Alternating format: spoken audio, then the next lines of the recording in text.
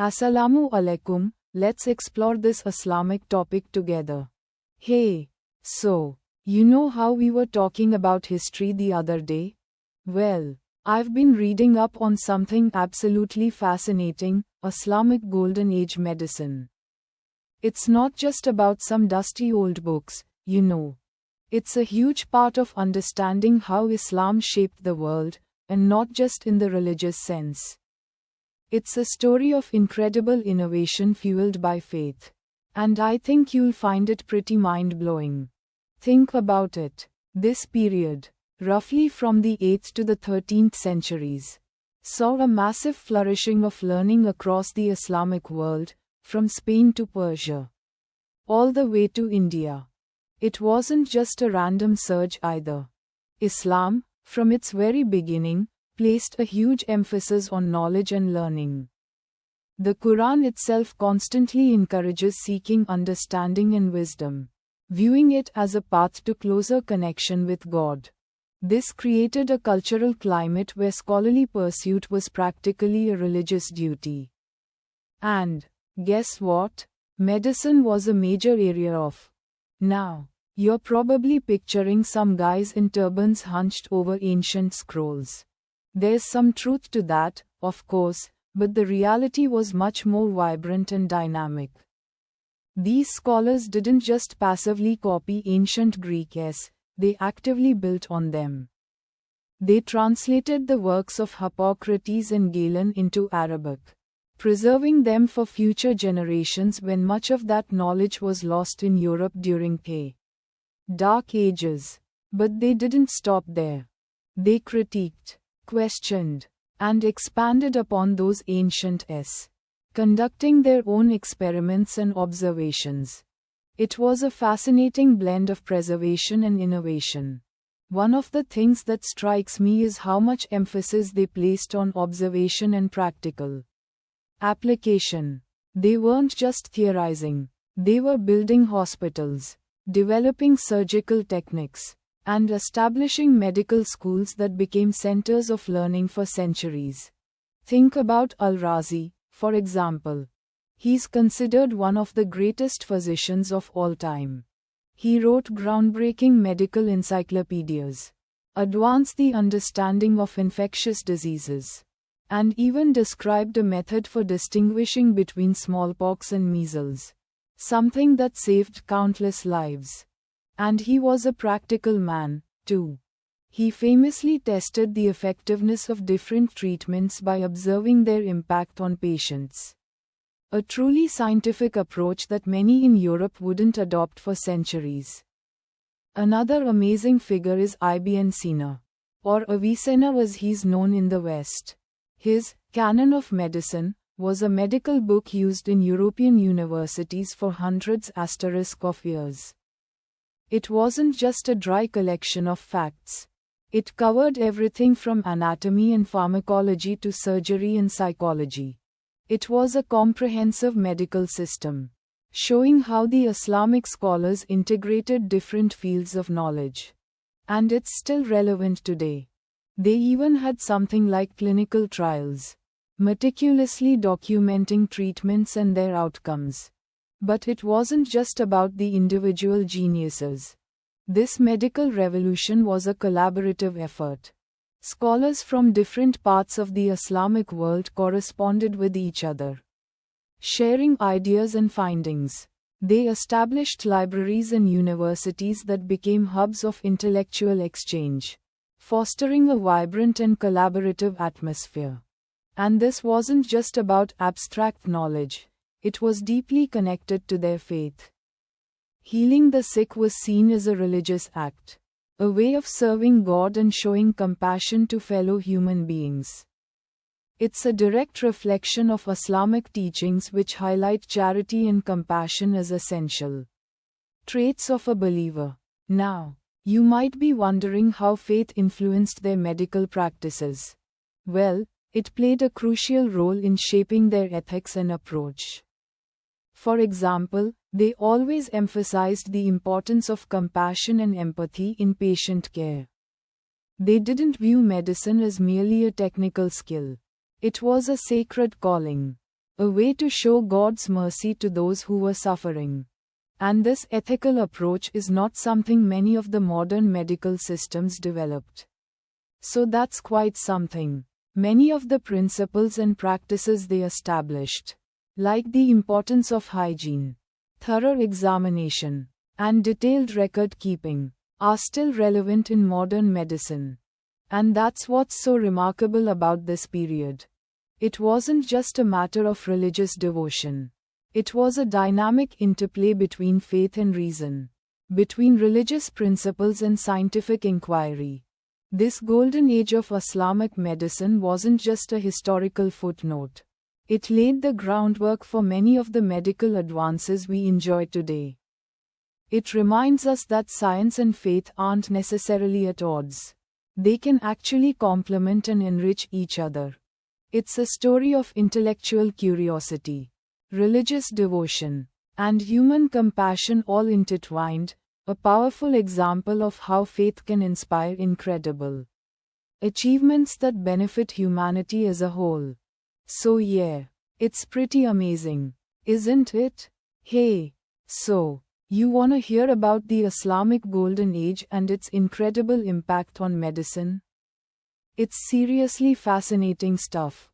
Forget everything you think you know about the Dark Ages, because while Europe was, let's say, less scientifically advanced, a totally different story was unfolding in the Islamic world. Imagine the scene. It's the 8th century, and the Islamic Empire is sprawling across North Africa, the Middle East, and parts of Europe. This massive interconnected empire wasn't just about conquest. It was a hotbed of intellectual exchange. Think of it like a giant, incredibly diverse university, with scholars from all different backgrounds, Persians, Greeks, Indians, Arabs, all coming together, sharing knowledge, translating ancient s. And that's where the magic really starts with medicine. Before this, a lot of the really important Greek medical s, like Galen's work, had kind of been lost or forgotten in Europe. But Islamic scholars saw their value. They were incredibly diligent in preserving and translating them into Arabic, not just for the sake of it, but because they saw these as a foundation to build upon. They didn't just copy, they critically analyzed, debated, and expanded upon these ancient ideas. This wasn't just about hoarding knowledge.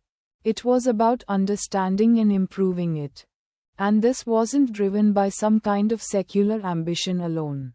Faith played a huge role. In Islam, there's a strong emphasis on the importance of preserving life and healing the sick. Think about it, the Quran repeatedly emphasizes compassion, justice, and the importance of caring for others. So, medical practice wasn't just a job. It was seen as a form of worship, a way to serve God by serving humanity.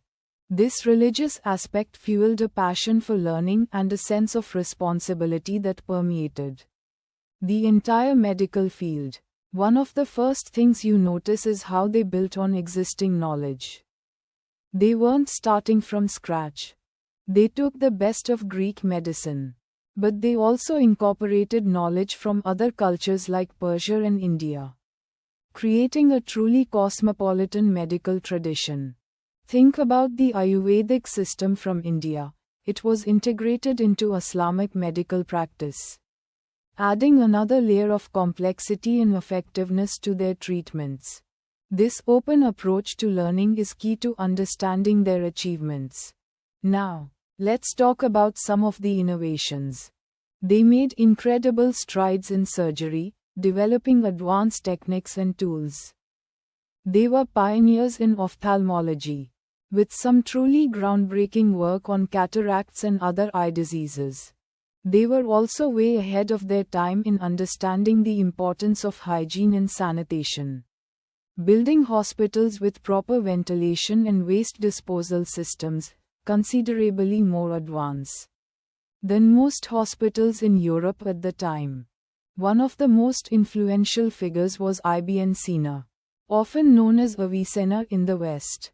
He wrote the Canon of Medicine, a medical encyclopedia that remained a standard book in European universities for centuries. It covered everything from basic anatomy and physiology to complex diseases and their treatments.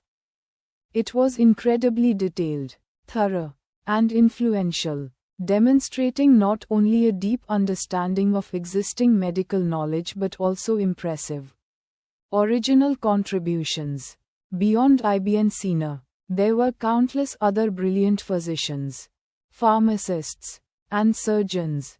They established hospitals in the modern sense, dedicated institutions rather than just places where the sick happened to be housed, medical schools, and pharmacies, creating a sophisticated and organized medical infrastructure that was quite remarkable for its time. They were constantly experimenting, developing new drugs, and refining surgical techniques. They advance our understanding of contagious diseases, making important observations about the spread of illnesses long before the germ theory was established. It's important to note that this wasn't some kind of perfect utopia. There were still limitations, of course, the technology and understanding of the time. But the sheer scale of their achievements, the depth of their knowledge, and the lasting impact on medicine is truly remarkable. Their emphasis on observation, experimentation, and the integration of diverse knowledge laid the foundation for many medical advancements that we still benefit from today.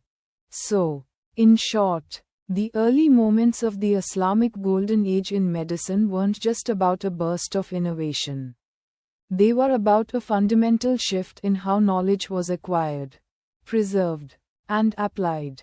It was a confluence of faith, intellectual curiosity, and a deep commitment to improving the lives of others. It was a golden age, truly, and its influence reverberates through medical history to this day. It's a story that deserves to be widely known and appreciated. What do you think? Isn't it incredible? Hey, so, we were talking about the Islamic Golden Age, right? And how amazing it was for science and culture? Well, let's dive deeper into something really fascinating. Their medicine. It wasn't just about healing. It was deeply intertwined with their faith. And that made it unique and incredibly impactful. Think about it, the Quran emphasizes the importance of health and well-being. It's not just about spiritual health, it's about the whole person. So, from the very beginning, there was a strong religious impetus to understand the human body and how to keep it functioning well. This wasn't just some side project. It was seen as a way to fulfill a religious duty, caring for God's creation. Now, the early stages were heavily influenced by Greek and Roman knowledge. Obviously, think Galen, Hippocrates, these guys were hugely important. But the Islamic scholars didn't just passively absorb. They actively built upon it, translating, critiquing, and adding their own revolutionary ideas. They established incredible translation houses, like the House of Wisdom in Baghdad. Imagine, scholars from all over the world coming together, translating ancient into Arabic, painstakingly preserving and expanding knowledge. And where things get really interesting, they didn't just copy, they improved. For example, they made significant advancements in surgery. Al-Zarawi, often called the father of surgery, wrote a massive medical encyclopedia, a 1,500-page masterpiece, with detailed illustrations of surgical instruments and techniques. Seriously, some of the instruments he designed are still relevant today. He described procedures like cataract removal, bone setting, and even cosmetic surgery, all incredibly advanced for that time. He even developed surgical tools way ahead of their time. But it wasn't all scalpels and stitches. Islamic scholars also made incredible strides in understanding diseases.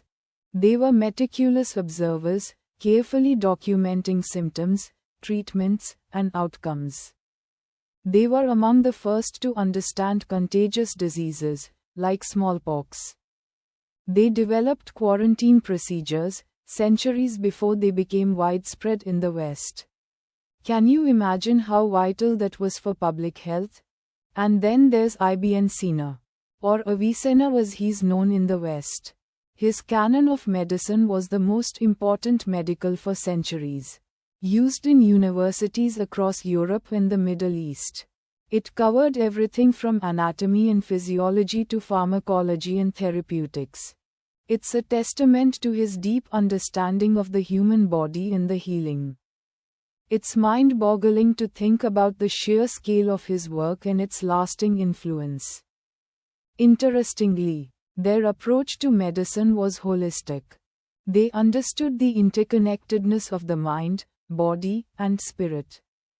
They used a combination of treatments, herbal remedies, surgery, and even physiotherapy, and they strongly emphasized preventative care.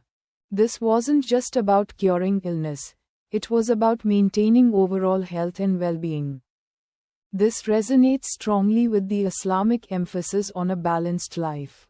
Their understanding of hygiene was also surprisingly advanced. They stressed the importance of cleanliness in preventing disease, something we all know now. Of course, but back then, it was a huge leap forward.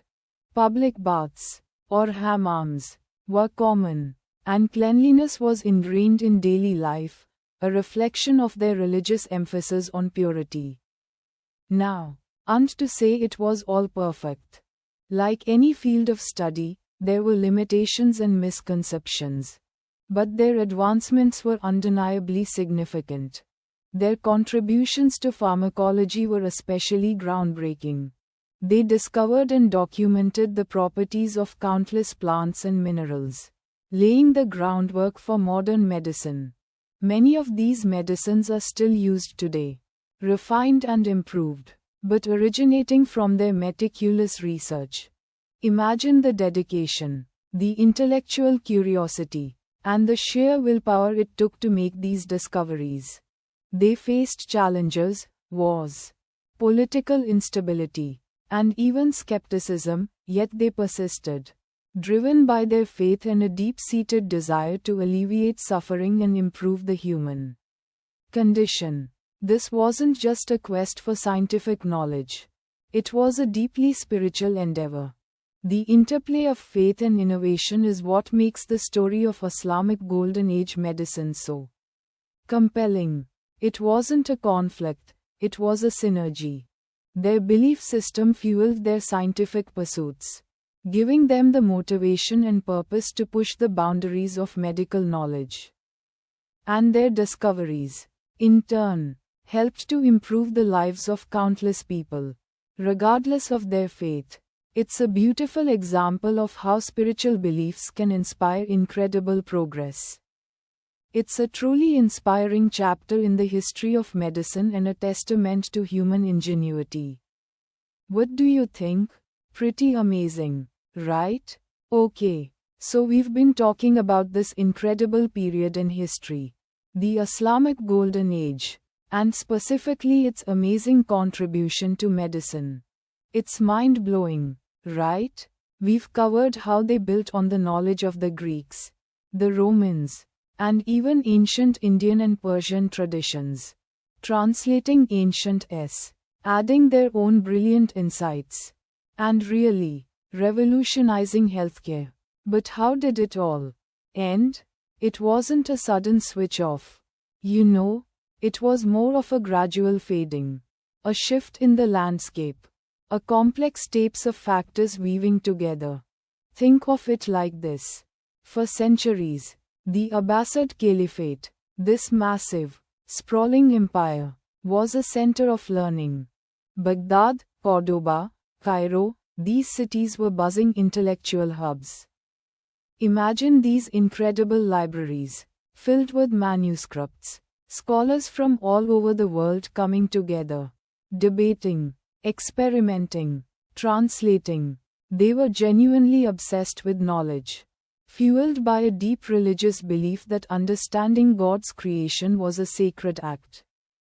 You see, in Islam, there's a strong emphasis on seeking knowledge. It's considered a religious duty. So, the pursuit of medical knowledge wasn't just about healing the sick. It was seen as a way to understand God's handiwork, a path to spiritual growth. That's a powerful motivator. This intellectual flourishing wasn't just academic, it was practical. They built hospitals. Hospitals, think of the scale and sophistication of these institutions for their time. They had specialized wards, pharmacies, surgical rooms, even teaching facilities. It was far ahead of anything in Europe at the time. And the advancements they made. Al-Razi, for instance, this brilliant physician, he completely changed how diseases were diagnosed and treated. He pioneered clinical trials, imagine that. Centuries before they became standard practice. He wrote encyclopedias of medicine, the kind that were used for centuries after his death. And Ibn Sina, Avicenna to us, his canon of medicine remained a standard medical in European universities for over 500 years. That's influence. So, what happened? Well, nothing catastrophic happened. Not an overnight collapse. But several interconnected factors gradually eroded the strength of this medical golden age. Firstly, the caliphate itself started to fragment. Political instability, internal strife, and the rise of smaller, competing kingdoms all chipped away at the unity and res that had fueled the intellectual boom. Imagining to run a research project when your funding dries up and your lab keeps getting raided. Not exactly conducive to a productive work environment, is it? Secondly, the Mongol invasions dealt a devastating blow.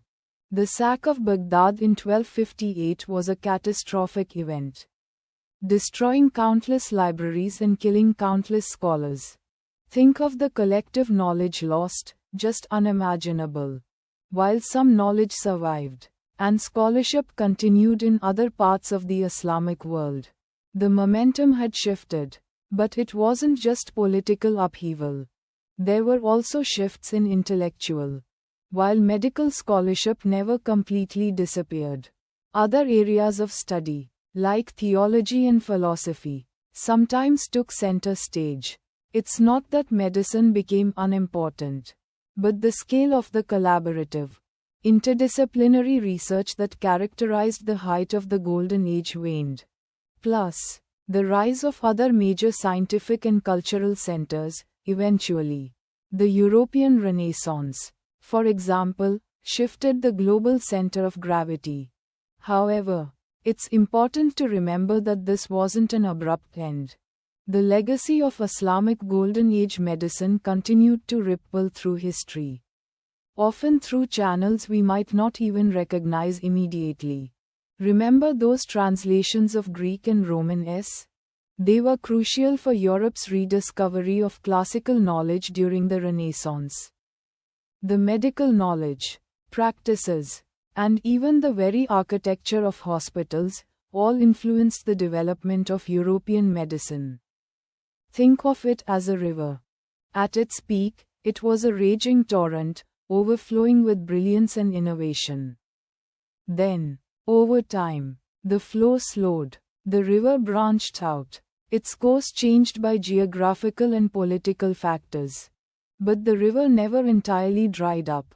Its waters still flowed, shaping the landscape of medicine, even if subtly, even today. So the conclusion wasn't a sharp, definitive end, but a transformation, a subtle shifting of priorities and power, leaving behind a legacy so rich and enduring that we're still exploring and appreciating it. Centuries later, it's a fascinating story, isn't it? One of both incredible achievement and the complex, ever-changing nature of human history. Hey, so, we were talking about the Islamic Golden Age, right? And how amazing the advancements were in so many fields. Well, medicine is a particularly fascinating one. It wasn't just about clever inventions. It was deeply intertwined with their faith. You know, it's a really powerful story. Think about it. Islam emphasizes the importance of preserving life and caring for the sick. It's a core tenet of the faith. The Quran itself encourages seeking knowledge and understanding the world around us. So, this wasn't just some detached pursuit of scientific knowledge. It was seen as a religious duty, a way to serve God by serving humanity. This whole period, roughly from the 8th to the 13th centuries, saw an explosion of medical progress. They built upon the knowledge of ancient Greek, Roman, and even Indian medical traditions, translating and expanding upon existing s. They weren't just copying, though. Think of it more like a massive collaborative project, building upon what came before and adding their own incredible contributions. One of the big names you hear is Ibn Sina, also known as Avicenna in the West. He wrote *The Canon of Medicine, a book that remained a standard medical in European universities for centuries. Seriously, centuries. It covered everything from anatomy and physiology to pharmacology and surgery. The depth and detail are astonishing, even by today's standards. It wasn't just theoretical either. He was a practicing physician, treating patients and gaining first-hand experience. And he clearly had a deep understanding of the human body and how it functioned, way ahead of his time. Another incredible figure was Al-Razi, also known as Razas. He was known for his meticulous observation skills. He'd compare different treatments for the same illness, carefully documenting their effectiveness. He was one of the first to distinguish between smallpox and measles, a huge breakthrough in diagnosis, which sounds simple today, but was revolutionary then. Can you imagine how many lives that must have saved? And he made significant contributions to ophthalmology too, even describing cataracts and various eye surgeries. I mean, the level of detail they achieved without modern technology is incredible. Now, their faith influenced their medical practices in really interesting ways. They built hospitals Bimaristans*, which were far more advanced than anything Europe had at the time. These weren't just places to treat the sick.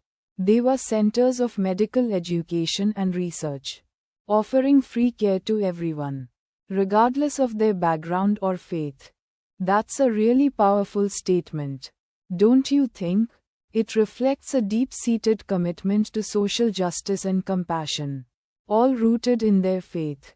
They also developed advanced surgical techniques, particularly in ophthalmology and even some forms of plastic surgery. They used sophisticated instruments, and we find evidence of them meticulously documenting their procedures and the outcomes, a clear indication of a systematic and evidence-based approach to medicine. All of this shows not just technical innovation but a systematic and organized approach to medical practice. But it wasn't just about surgery and advanced procedures. They emphasized hygiene and preventative medicine too. They understood the importance of clean water and sanitation, way ahead of the curve in understanding the spread of diseases. Think about the impact that must have had on public health in that time. They also developed advanced pharmaceutical techniques, creating new drugs and refining existing ones. Now, what does all this teach us today? Well, I think there are several key takeaways. First, it reminds us of the incredible potential of human ingenuity when driven by a sense of purpose. Their faith wasn't a barrier to scientific advancement. It was a catalyst. driving them to serve humanity and seek knowledge for the greater good. Secondly, it highlights the importance of collaboration and building upon existing knowledge. They didn't just dismiss the work of previous civilizations. They embraced it, added to it, and improved upon it. It's a great example of how progress happens through a continuous of learning and refinement. Thirdly, their commitment to ethical medical practice, free healthcare for all, and emphasis on preventative medicine, these are still incredibly relevant today. We can learn a lot from their approach to patient care and the integration of compassion and science. Finally, it's a reminder that faith and reason aren't mutually exclusive. In fact, for these scholars, their faith was of inspiration and motivation, fueling their pursuit of knowledge and their dedication to serving others. It's a powerful example of how religious conviction can inspire profound contributions to humanity, showing the world the beauty of faith in action. So, yeah, Islamic Golden Age medicine is more than just a historical footnote. It's a testament to the human spirit's capacity for innovation and compassion. A powerful reminder of the enduring connection between faith, reason, and the pursuit of a healthier world. It's a story we can all learn from, regardless of our background or beliefs. What do you think? Doesn't it make you think differently about faith and science working together? Goodbye. May Allah bless us all. That's our discussion for today.